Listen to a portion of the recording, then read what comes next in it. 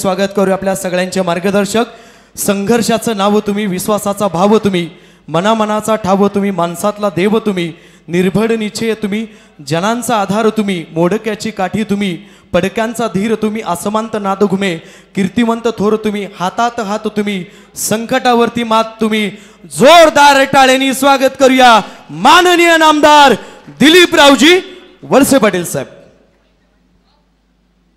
नामदार दिलीपरावजी वळसे पाटील साहेबांचा दमलंय का काय? तुमच्या टाळ्याही वाजत नाही.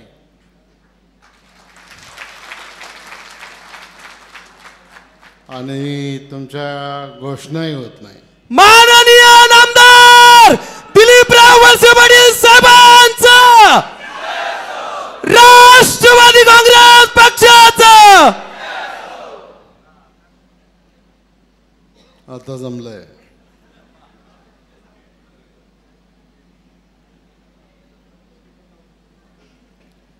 आंबेगाव तालुका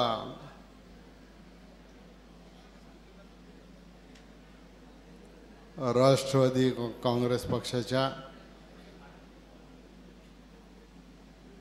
युवक मेळाव्याच्या निमित्तानं उपस्थित आपले आवडते नेते, माजी खासदार आणि माढाचे अध्यक्ष माननीय शिवाजीराव आढळराव पाटील, राज्याच्या युवती काँग्रेसच्या अध्यक्ष संध्याताई सोनवणे, पुणे जिल्ह्याचे युवकांचे अध्यक्ष माननीय अण्णा महाडिक, पुणे जिल्ह्याच्या युवती अध्यक्ष पायलताई देवकर, राष्ट्रीय ग्रामीण विकास केंद्राच्या सहसचिव पूर्वाताई वळसे पाटील, भीमाशंकर कारखान्याचे चेअरमन बाळासाहेबजी बेंडे, मार्केट कमिटीचे सभापती निलेशजी थोरात, खरेदी विक्री संघाचे अध्यक्ष नवनाथजी हुले,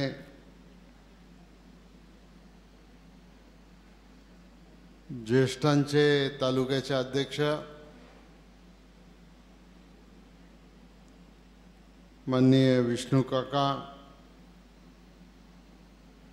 महिला अध्यक्ष सुषमाताई, युवक अध्यक्ष वैभव उंडे, युवती अध्यक्ष अक्षदा शिंदे,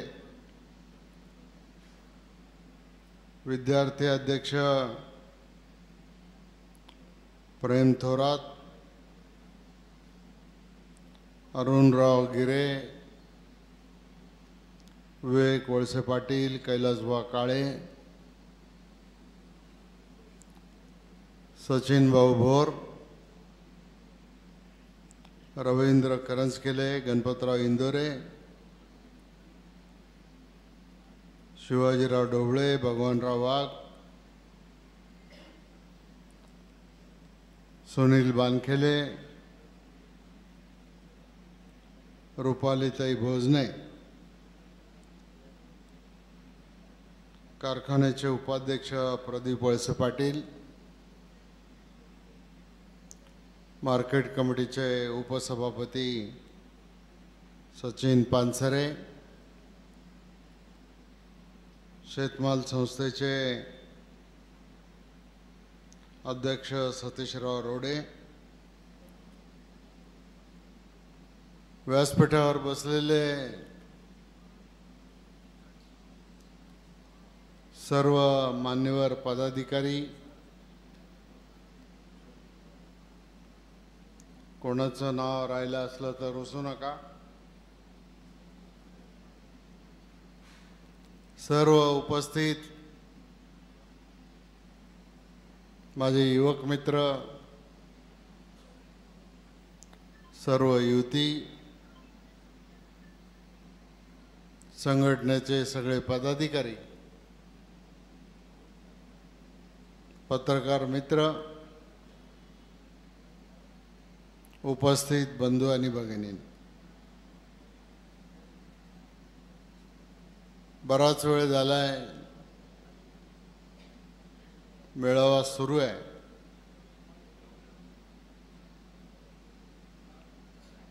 पण आजचा जो मेळावा आहे हा मेळावा आपण एका पार्श्वभूमीवर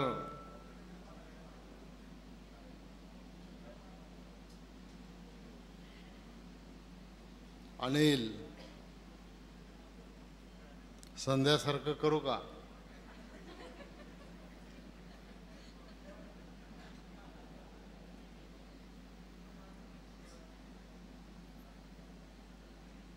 की उद्याच्या येणाऱ्या जिल्हा परिषद आणि पंचायत समित्या, मनसरची नगरपंचायत या निवडणुकीच्या पार्श्वभूमीवर आजच्या मेळाव्याचं आयोजन केलेलं आहे.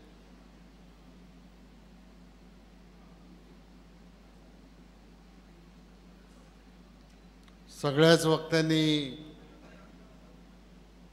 उल्लेख केला आणि काही दिवसापूर्वी, वर्षभरापूर्वी ज्या लोकसभेच्या निवडणुका झाल्या, विधानसभेच्या निवडणुका झाल्या, त्या निवडणुकीमध्ये आपल्या राष्ट्रवादी काँग्रेसला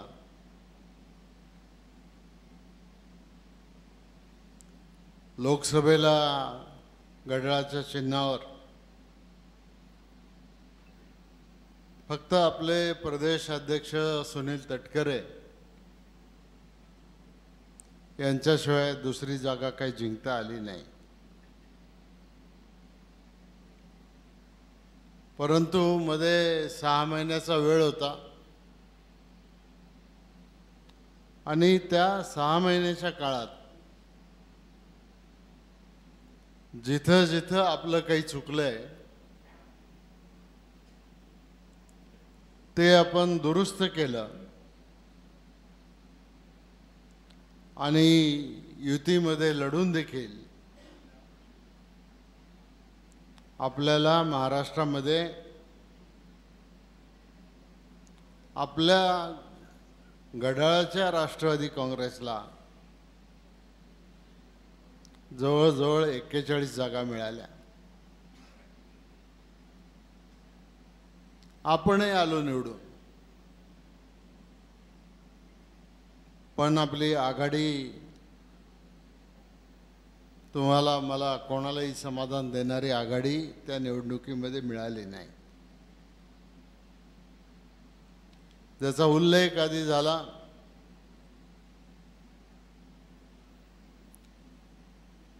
की आपण अनेक कार्यकर्त्यांना मोठं केलं,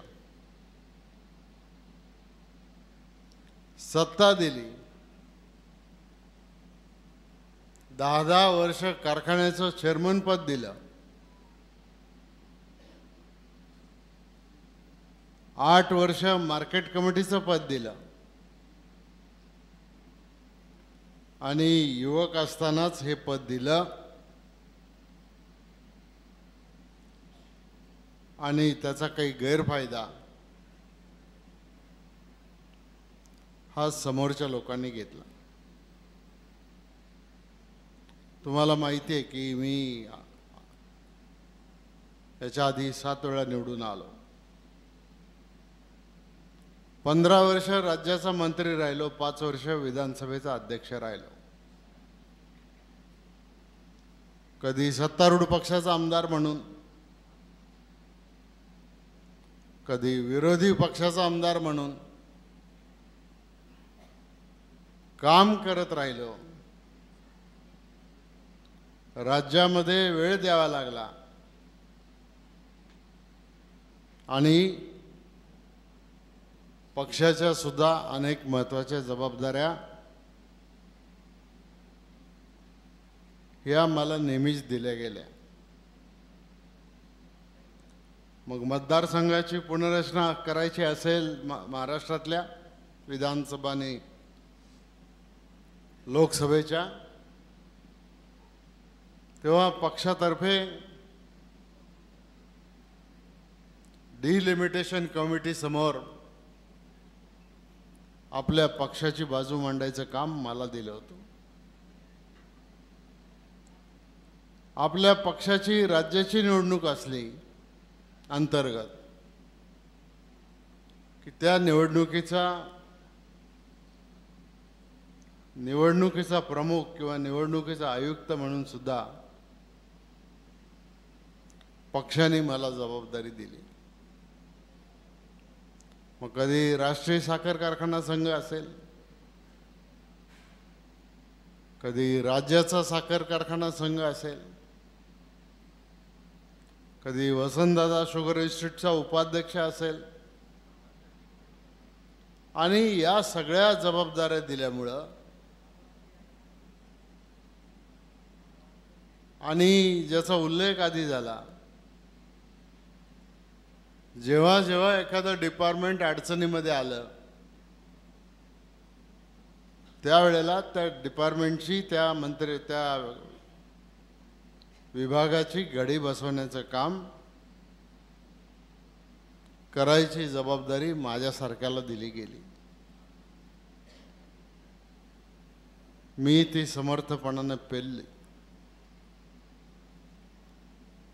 आणि हे माझ्या तोंडून सांगण्याच्या ऐवजी किंवा आंबेगाव तालुक्यातल्या कोणी कार्यकर्त्यांनी सांगण्याच्या ऐवजी महाराष्ट्राच्या कुठल्याही तालुक्यात जा, महाराष्ट्राच्या कुठल्याही जिल्ह्यात जा, तुम्हाला हेच ऐकायला मिळेल की दिलीप वळसे पाटलांनी हे काम केलं. मी नगर जिल्ह्याचा जवळजवळ 10 वर्ष पालकमंत्री होतो. नगर जिल्ह्यात केवढे मोठे मोठे नेते तुम्हाला माहिती नाही. काळे, कोले, गडाख, गुले पाटील, मुरकुटे, कर्डिले बिचारे गेले, पण एवढे मोठे मोठे नेते असताना सुद्धा की जे नेते एवढे मोठे आहेत की याच्यातला प्रत्येक जण राज्याचा मुख्यमंत्री होऊ शकतो, एवढी त्यांची क्षमता आहे आणि ताकद आहे, आर्थिक ताकद. पण तरी सुद्धा सगळ्यांना लाईन दोरीमध्ये आणायचं काम माझ्यासारख्या लहान कार्यकर्त्याला करता आलं. परिणाम काय झाला? परिणाम आपण आपल्या तालुक्यामध्ये अनेक संस्था उभ्या केल्या. मग पाण्याच्या प्रश्नापासून असेल, धरणाच्या प्रश्नापासून असेल, कालव्यांच्या प्रश्नापासून असेल, साखर कारखाना असेल, जिल्हा मध्यवर्ती बँक असेल, शरद सहकारी बँक असेल, इंजिनिअरिंग कॉलेज असेल, पॉलिटेक्निक असेल, ITI असेल, आणखीन कितीतरी गोष्टी आपण केल्या. आणि हे करताना जसं राज्याकडे दुर्लक्ष होणार नाही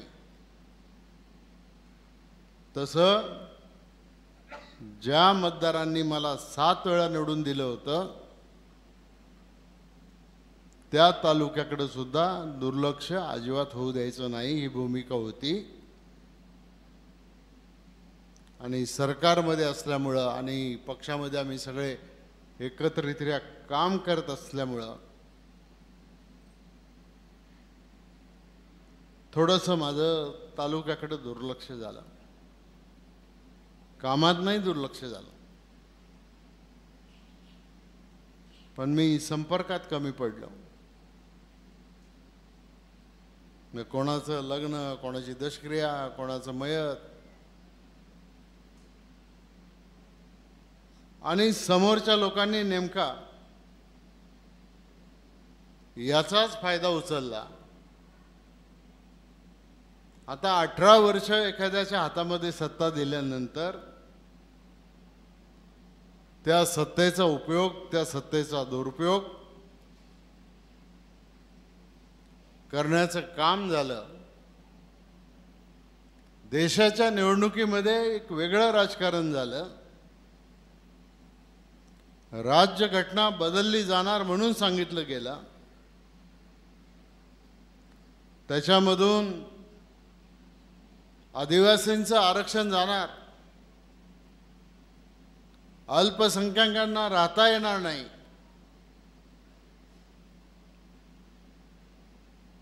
बाकीच्या अनेक गोष्टी आणि अनेक प्रकारचे चुकीचे विषय मांडायचं काम झालं. त्याचा प्रतिवाद जो आम्ही करायला पाहिजे होता, तो प्रतिवाद आमच्या कार्यकर्त्यांनी केला नाही. आपण पक्षाचे कार्यकर्ते आहोत ना, म्हणजे मी फक्त तुम्हाला दोष देतो असं नाही, पण व्यासपीठावरचे सुद्धा कार्यकर्ते, ज्यांना ज्यांना पद मिळाली, ज्यांना ज्यांना संधी मिळाली, त्यांनी सुद्धा आपल्या पक्षावर, आपल्या भूमिकेवर, आपल्या नेत्यावर जर कोणी काही चुकीचं बोलत असेल, काहीतरी लोकांमध्ये दिशाभूल करत असेल, तर त्याला उत्तर द्यायला पाहिजे होतं. ते उत्तर द्यायला आपले कार्यकर्ते, मग ज्येष्ठ कार्यकर्ते असतील, तरुण कार्यकर्ते असतील, किंवा बाकीचे कार्यकर्ते असतील, हे कमी पडले. का नाही तरुण आपल्याबरोबर? आपण एवढ्या संस्था काढल्या, थेट जरी नसलं तरी आज भीमाशंकर कारखान्यावर किती लोकांचं कुटुंब अवलंबून आहे. फक्त नोकरी करतात त्यांचंच अवलंबून आहे. ज्याचा ऊस जातो, ज्याचं त्याला 4 पैसे मिळतात, त्या कुटुंबाची सुद्धा राहणीमान बदलायचं काम आपण केलं. पराग कारखाना काढला असेल, तिथं काही लोकांना संधी मिळाली, भीमाशंकरमध्ये संधी मिळाली, शरद सहकारी बँकेमध्ये संधी मिळाली, मग भैरवनाथ पतसंस्था असेल, देवेंद्र शेठ शहांनी काढलेली डेअरी असेल, नोकरी दुसऱ्या ठिकाणी जाऊन मागण्यापेक्षा आपल्याच घरात राहून आपल्याच लोकांना त्या ठिकाणी संधी द्यायचं काम आपण केलं. पण सगळ्यांचं समाधान आपण नाही करू शकत. आज मी नेहमी सांगतो की या समाजामध्ये आपल्या देशाची जी 140 कोटीची लोकसंख्या आहे, त्याच्यात 50% महिला आहेत, आणि देशाच्या 140 कोटी लोकसंख्येमध्ये स्त्री आणि पुरुष दोन्ही धरून 50% तरुण आहेत. सगळ्यांचं समाधान आपल्याला नाही करता येणार,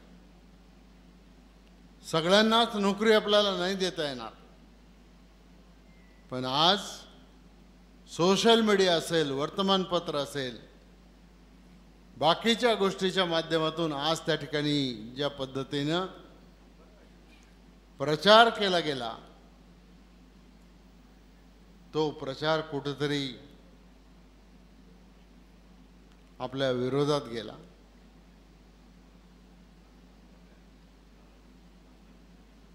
आपल्याही कार्यकर्त्यांना वाटलं जाऊ दे, होतो ना यांच्यावर हल्ला, मला काय करायचं त्याला उत्तर देऊन. नाही दिलं उत्तर, द्यायला पाहिजे उत्तर. आणि विशेष करून मी सांगत नाही की भांडण करा की शिवीगाळ करा की काय करा, पण निदान वस्तुस्थिती काय, आणि ज्यांनी हा अपप्रचार केला त्यांनी आपल्या तालुक्यासाठी काय केलं, त्यांनी कोणती संस्था काढली, त्यांनी कोणाला संधी दिली, हे सुद्धा आपण समजून त्याच्यामध्ये घेतलं पाहिजे. माणसं एका रात्रीत तयार होत नसतात. आज युवकांचा मेळावा आहे. मी पण एकेकाळी युवक काँग्रेसमध्ये काम केलेला कार्यकर्ता म्हणूनच आज इथपर्यंत पोहोचलेलो आहे. मी ज्या वेळेला वयाच्या 19 वर्षाचा होतो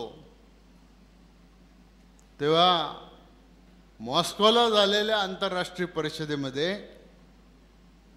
भारताचं प्रतिनिधित्व 15 दिवसासाठी करण्याची संधी माझ्यासारख्याला त्यावेळेला मिळाली होती.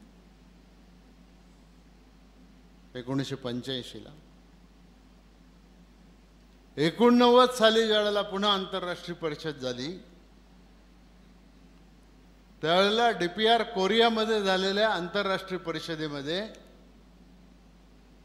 युवक काँग्रेसचा कार्यकर्ता म्हणून दिलीप वळसे पाटलांना त्या ठिकाणी सुद्धा जाऊन सहभाग घेण्याची संधी 15 वर्षे मिळाली.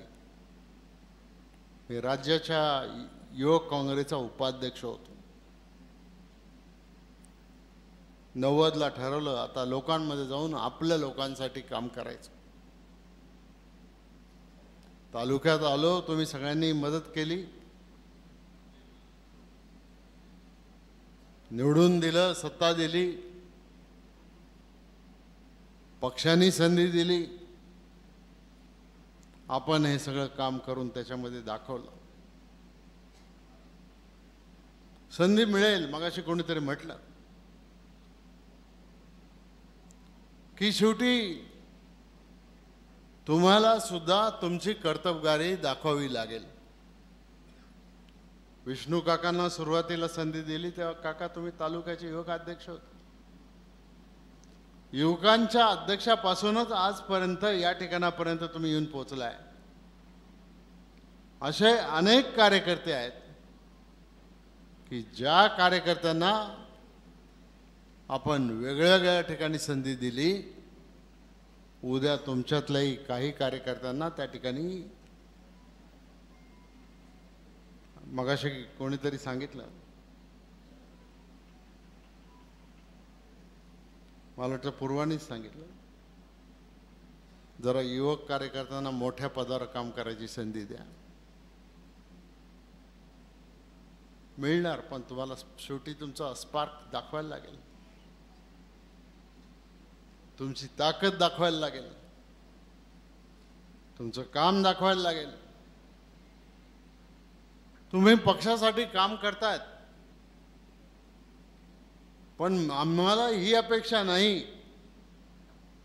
की फक्त युवक काँग्रेसच्या कार्यकर्त्यांनी किंवा युवतींनी जिंदाबादच्या घोषणा दिल्या पाहिजेत, सतरंजा उचलण्याचं काम केलं पाहिजे. तुम्ही सुद्धा लोकांच्या पर्यंत जाऊन लोकांना मदत करायचं काम केलं पाहिजे. आज केंद्राच्या किती योजना आहेत, आज राज्याच्या किती योजना आहेत. आपली चर्चा होते नेहमी की पाऊस आला, नुकसान झालं, पंचनामे करा, शेतकऱ्यांना मदत करा, सरकार मदत करतं. पण त्या माणसाचा आपण कधी विचार करतो का ज्याला 1 इंचभर सुद्धा जमीन त्याच्या कुटुंबाची नाही, त्याला उत्पन्नाचं साधन किंवा त्याला मदत करण्यासाठी आज नक्की आमच्या पक्षाकडे काय कार्यक्रम आहे, आमचे कार्यकर्ते त्याच्यासाठी काय करतात. आपण अनुसूया महिला उन्नती केंद्र काढलं, तेवढ्याचसाठी काढलं. आज 4-5 मुली मानधन तत्वावर या ठिकाणी काम करतात, लोकांच्या घरी जातात, त्यांचे प्रश्न समजून घेतात आणि सरकारच्या दरबारी जाऊन मग कोणाचा जातीचा दाखला असतो, कोणाचं आधार कार्ड असतं, कोणाचं आणखीन दुसरं काही काम असतं, कोणाला संजय गांधी निराधारचे पैसे मिळत नाहीत. ही सगळी कामं करून देण्याची जबाबदारी ही आता ज्येष्ठ कार्यकर्त्यांच्याकडून फार काळ आम्ही अपेक्षा करू शकत नाही, कारण त्यांनी 30-35 वर्ष प्रामाणिकपणानं पक्षाच्या पाठीमागे उभं राहून पक्षाला ताकद देण्याचं काम केलेलं आहे. आता हे काम तुम्हाला युवक काँग्रेसच्या कार्यकर्त्यांना करायचं, तुम्हाला युवतींना करायचं, त्याच्यातून संघटना बांधायची, त्याच्यातून आपल्याला मोठं व्हायचं आहे. आणि ते मोठं होण्याच्या दृष्टिकोनातून आपल्याला ही मदत करायची. आम्ही म्हणतो आता झालं, लोकसभेच्या निवडणुकीत दादा निवडून नाही येऊ शकले, विधानसभेच्या निवडणुकीत आम्ही कमी मताने निवडून आलो, नाही मिळालं मंत्रिपद. तुम्ही काळजी करू नका, जोपर्यंत अजितदादा या महाराष्ट्राचे उपमुख्यमंत्री आणि अर्थमंत्री आहेत तोपर्यंत या तालुक्याच्या विकासामध्ये 1 इंच सुद्धा कमी पडणार नाही, एवढं मी तुम्हाला या ठिकाणी सांगू इच्छितो. कारण आम्ही सगळे समवयस्क आहोत. अजितदादा असतील, जयंत पाटील असतील, RR पाटील होते, मी असेल, आम्ही एकाच वेळेला विधानसभेमध्ये निवडून गेलो आणि एकाच वेळेला आम्ही आमची कारकीर्द सुरू केली आणि प्रत्येक जण आज त्या ठिकाणी आम्ही काम करतो. आज महाराष्ट्राच्या विधानसभेमध्ये आम्ही सगळ्यात ज्येष्ठ आमदार आहोत. आमच्यापेक्षा जास्त वेळा निवडून आलेले आमदार आता महाराष्ट्राच्या विधानसभेत कोणी नाही.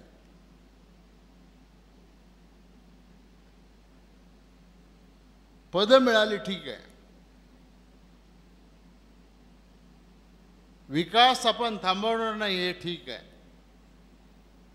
पण कार्यकर्ता कसा तयार होतो. आता उद्या स्थानिक स्वराज्य संस्थांच्या निवडणुका होणार आहेत. उद्याच्या 2-3 दिवसातच, वेळ नाही आपल्याजवळ आता, मंचरच्या नगरपंचायतच्या निवडणुकीची घोषणा होईल. असा म्हणजे मी अधिकृत घोषणा नाही करत, तो अधिकार इलेक्शन कमिशनचा आहे, पण जी माहिती माझ्याजवळ आहे ती माहिती ही आहे की 5 तारखेपर्यंत आपल्याला या निवडणुकीला सामोरं जावं लागणार आहे.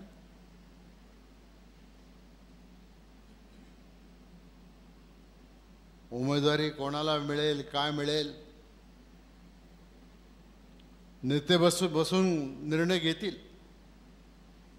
मग शिवाजीराव दादा असतील, देवेंद्र शेठ असतील, बाळासाहेब बेंडे असतील, विष्णू काका असतील, बाकीचे कार्यकर्ते असतील, देतील कोणाला तिकीट द्यायचे ते.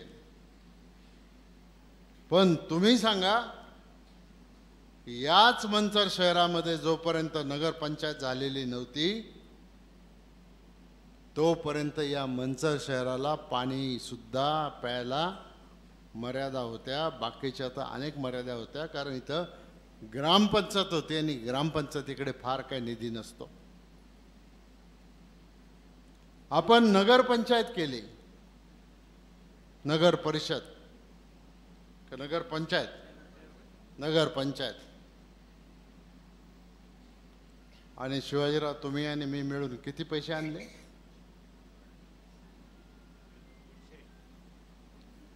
एका वर्षात मग त्यांनी शिंदे साहेबांच्याकडून आणि मी अजितदादांच्याकडून एकट्या मंचरला 150 कोटी रुपयाचा निधी या ठिकाणी उपलब्ध करून दिला.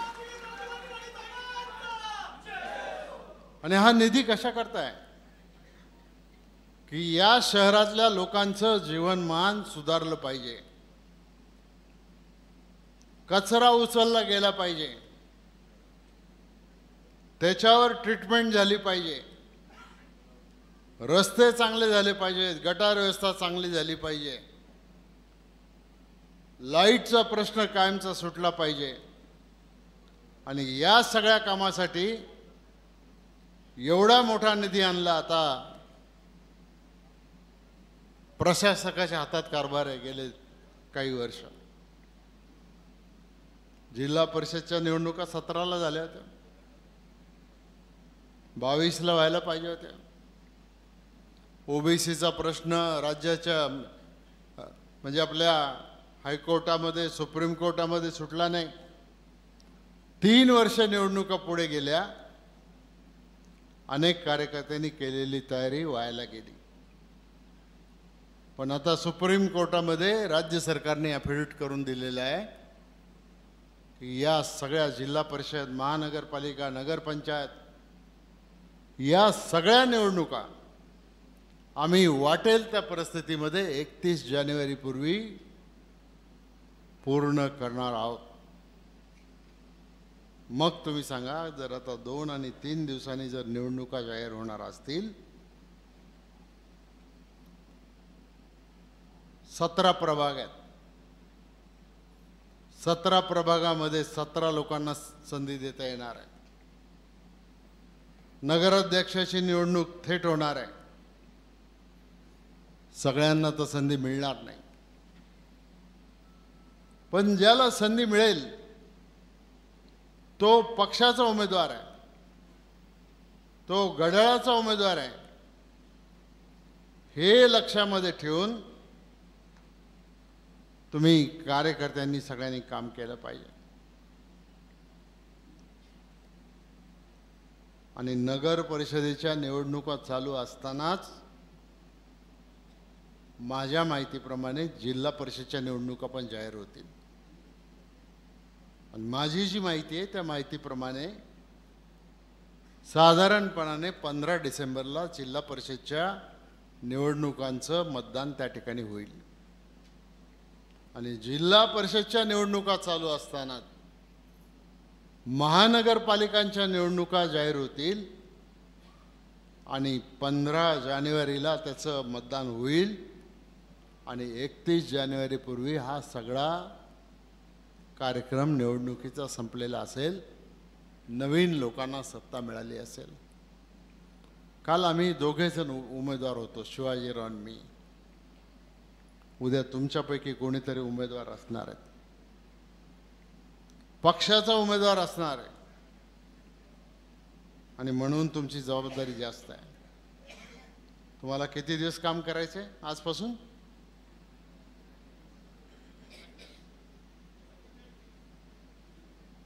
जे तिन्ही निवडणुका, समजा महानगरपालिका आपण बाजूला ठेवू,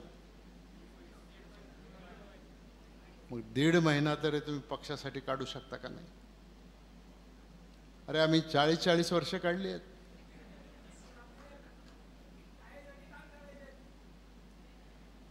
चाळीस वर्ष आम्ही आमच्या आयुष्याची या समाजासाठी काढली असतील तर तुम्ही कार्यकर्ते म्हणून ज्यांना उद्या नेतृत्व करायचंय त्यांनी उद्याचा 1.5 महिना बाकीची सगळी कामं बाजूला ठेवून फक्त पक्षासाठी काम करायचं.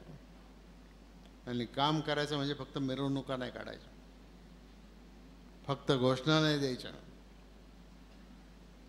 जेवढे बूथ असतील आपल्या आपल्या बूथच्या याद्या घ्या, माणसं शोधून काढा. कोण आपल्याला मत देणार आहे आज, कोण आपल्या बरोबर नाही, त्याला आपलंसं करायचा प्रयत्न करा. आणि तुम्हाला सांगतो, मंचरच्या नगरपंचायतवर राष्ट्रवादीच्या घड्याळाचा झेंडा फडकला पाहिजे. आणि त्याची जबाबदारी ही फक्त मनसरच्याच कार्यकर्त्यांची नाही, त्याची जबाबदारी मनसरच्या बाहेर असणाऱ्या लोकांची पण जबाबदारी आहे. एकदा नगर परिषद संपली, मनसरचे कार्यकर्ते रिकामे झाले की ते इर्जिक करायला येतील ना तुम्हाला पण जिल्हा परिषदेला मदत करायला. हल्ली नात्यागोत्याचं राजकारण फार चाललंय. हा म्हणतो तो माझा साडू आहे, तो म्हणतो माझा मेवणा आहे, तो म्हणतो अमका आहे, तो म्हणतो तमका आहे. अरे उद्या समजा जिल्हा परिषदवर आज राष्ट्रवादीचा घड्याळाचा झेंडा माननीय अजितदादांच्या नेतृत्वाखाली फडकतोय. देशामध्ये आपलं सरकार आहे, राज्यामध्ये आपलं सरकार आहे, पण उद्या आलेला निधी हा जर आपल्या तालुक्यात आणायचा असेल, आपल्या जिल्हा परिषद मतदारसंघामध्ये आणायचा असेल, तर जिल्हा परिषदमध्ये सुद्धा आपला झेंडा फडकला पाहिजे. त्याच्यासाठी आपण सगळ्यांनी काम केलं पाहिजे आणि त्याच्यासाठी तुम्हाला आज सगळ्यांना या ठिकाणी बोलावलेलं आहे. आणि म्हणून माझी तुम्हाला सगळ्या कार्यकर्त्यांना विनंती आहे, मर्यादित राहू नका, सगळ्या वर्गापर्यंत जा. प्रवीण पारधी बोलला, एक साधा कार्यकर्ता आहे, आदिवासी समाजातला कार्यकर्ता आहे, चुकीच्या दिशेने गेला होता. काही आक्रमक संघटना आहे, त्या संघटनेचं काम करत होता. त्याला सांगितलं, बाबा मोर्चे काढून आंदोलन करून प्रश्न सुटत नाहीत, प्रश्न सरकारच्या टेबलावर बसूनच सोडवायला लागतात.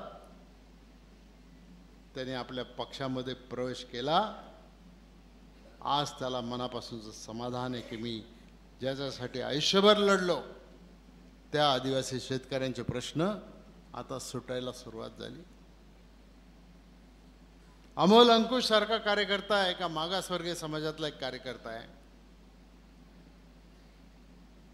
त्यांना दोघांना, यांना आणि खरातला जबाबदारी दिली की या तालुक्यातला जेवढा मागासलेला समाज आहे, ज्यांना कुठलं उत्पन्नाचं साधन नाही, त्यांना गोळा करा. परवा घोडेगावला सगळ्यांनी मोठा मागासवर्गीय समाजातल्या लोकांचा 2000 लोकांचा मेळावा घेऊन दाखवला आणि आपण एक निर्णय केला की आपल्या तालुक्यामध्ये आपण संविधान भवन बांधणार आहे. आपण डॉक्टर बाबासाहेब आंबेडकरांचा पुतळा उभा करणार आहे. आपण या सगळ्या गोष्टी करणार आहे. समाजाची मागणी वैयक्तिक काही नाही आहे. समाजाची मागणी की ज्यांनी संविधान दिलं त्या डॉक्टर बाबासाहेब आंबेडकरांना आणि त्यांचा पुतळा या तालुक्यात झाला पाहिजे. आज निर्मला नवले आले नाही, पण पक्षाचं आपलं नागपूरला अधिवेशन झालं. 10 ग्रुप केले होते. ग्रुपमध्ये मंत्री पण सभासद होते. एका ग्रुपचा मी अध्यक्ष होतो आणि बाकीचे लोक होते. एक सूचना मी पक्षाला केली की आपल्या अजितदादांच्या नेतृत्वाखालच्या राष्ट्रवादी काँग्रेस पक्षानं गावागावात संविधानाचा स्तंभ उभा केला पाहिजे. पक्ष आता घेईल तेव्हा घेईल निर्णय, पण निर्मला नवले आपली एक सरपंच कारेगावची शिरूर तालुक्यातली, तिने तिच्या गावामध्ये जी भूमिका आपल्या नेत्यांनी राज्यात मांडली, तिने त्याचा तो संविधानाचा स्तंभ कारेगावला त्या ठिकाणी उभा करून दाखवला, ऑलरेडी उभा केला. शेवटी हीच तर आपली दैवत आहेत.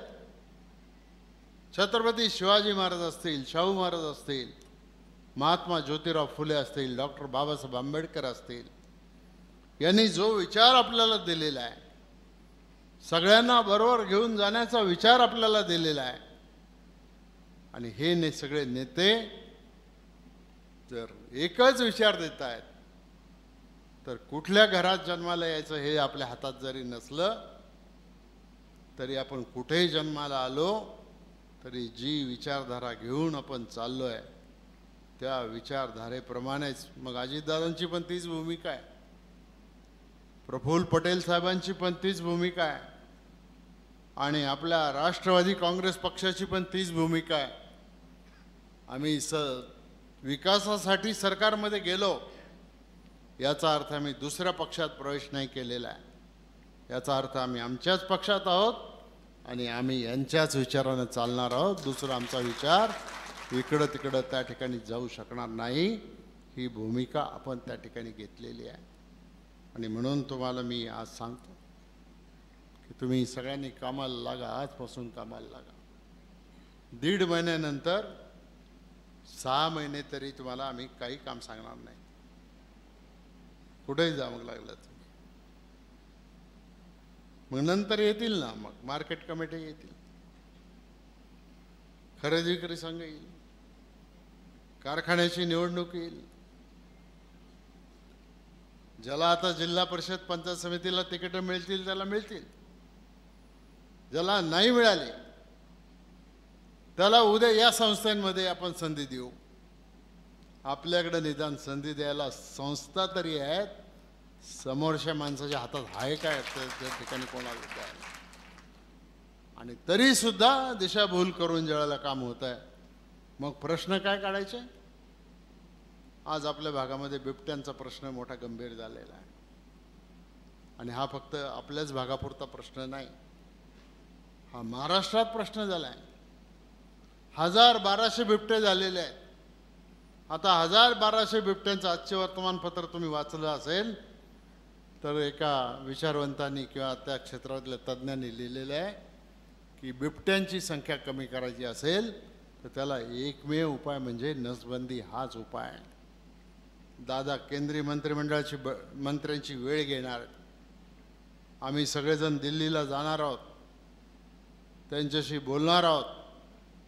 हे बिबट्यांचं भय गेलं पाहिजे. प्राणी महत्त्वाचे आहेत पण माणसं जास्त महत्त्वाची आहेत आणि त्या माणसांना त्या ठिकाणी संधी दिली पाहिजे. आणि त्याच दिवशी त्याच मीटिंगमधून अजितदादांनी फोन केला, सांगितलं की ज्या भागामध्ये बिबटे आहेत त्या भागामध्ये नुसतं रात्रीचं लाईट देऊन चालणार नाही, तर शेतकऱ्यांना काम करण्यासाठी दिवसा लाईट दिली पाहिजे. आज मला वाटतं आपल्या भागामध्ये शेतकऱ्यांना दिवसा 8 तास वीज मिळायला लागली का नाही मिळायला लागली. अरे जोरात सांगा, नाही तर नाही म्हणून सांगा. मिळायला लागली ना. मग किती ताकद आहे आपल्या अजितदादांच्या मध्ये, किती ताकद आहे आपल्या पक्षामध्ये. बैठकीतून एक फोन केला, वीज मंत्री कोण आहे त्याच्यापेक्षा अजित पवारांनी फोन केला, मुख्यमंत्र्यांशी पण बोलले अजितदादा आणि आज आपल्याला त्याचा लाभ त्या ठिकाणी मिळायला लागला. असे अनेक प्रश्न आहेत. कांद्याचा प्रश्न आहे, रस्त्याचा प्रश्न आहे, बाकीचे प्रश्न आहेत. पण हे सगळे प्रश्न सोडवायचं काम आपण टप्प्याटप्प्याने त्या ठिकाणी करत राहू, एवढं मी तुम्हाला आपल्याला सांगतो. आणि म्हणून तुम्ही सगळ्यांनी कोणीच माझ्या सहित राज्याचा नेता होऊ नका, तालुक्याचा नेता होऊ नका. ज्याने त्याने आपला पंचायत समितीचा गण सांभाळा, ज्याने त्याने आपलं गाव सांभाळा, ज्याने त्याने आपला बूथ सांभाळा. आणि तुम्ही सगळ्या एवढ्या लोकांनी एवढं काम केलं ना, मी सांगतो उद्या जिल्हा परिषदला केलेली मताची बेरीज ही 60,000पेक्षा जास्त झाल्याशिवाय त्या ठिकाणी राहणार नाही. आणि जिल्हा परिषदमध्ये ज्यावेळेला झेंडा आपला फडकेल त्यावेळेला केंद्र सरकारच्या आणि राज्य सरकारच्या वैयक्तिक लाभाच्या योजना शेवटच्या माणसापर्यंत पोहोचवण्याचं काम हे आपल्याला त्या ठिकाणी करावं लागेल. ते काम आपण सगळं करू, एवढंच मी तुम्हाला आज या मेळाव्याच्या निमित्ताने सांगतो. आपण सगळ्यांनी एकाच ध्येयानं प्रेरित होऊन इथून आज घरी जा आणि त्याच्यामध्ये तुम्ही सगळेजण कामाला लागा, सगळ्यांच्यापर्यंत जा, आरोपांना उत्तरं द्या आणि फसवा प्रचार जो आहे ना, आता काही काही लोक काय करतात, आता खरं तर मला नाही बोलायचं त्याच्यावर, पण काही प्रश्न असला की नाही आंदोलन आंदोलन आंदोलन, अरे आंदोलन करून कुठं काय बिबट्या कमी होतो का? पण लोकांची दिशाभूल करायची, जसं काय दिलीप वळसे पाटलांनी सगळे बिबटे आणून सोडलेत 1000, नाही तर तुमच्यातल्या कोणीतरी बिबटे आणून सोडलेत. आणि ही जी दिशाभूल आहे ना, ही दिशाभूल ज्या वेळेला केली जाते त्यावेळेला माणसं फसतात आणि माणसं फसली की नुकसान पक्षाचं होतं, आपलं होतं, ते होणार नाही याची काळजी घ्या. आता गाई गोठ्यांना कृषी दरात वीज पुरवठा करण्याचा निर्णय शासनाने घेतला. अरे शासन आपलं शासन आहे, ते निर्णय घेत आलंय, घेत राहणार. तुम्ही काळजी करू नका, सरकार तुमच्या पाठीशी आहे. तुम्ही फक्त लोकांच्या पाठीशी उभे राहा आणि त्याच्यामधून विजय मिळवा. एवढंच मी या निमित्ताने आपल्याला सांगतो आणि या ठिकाणी थांबतो. जय हिंद, जय महाराष्ट्र, जय राष्ट्रवादी. एक 5 मिनिटं सगळ्या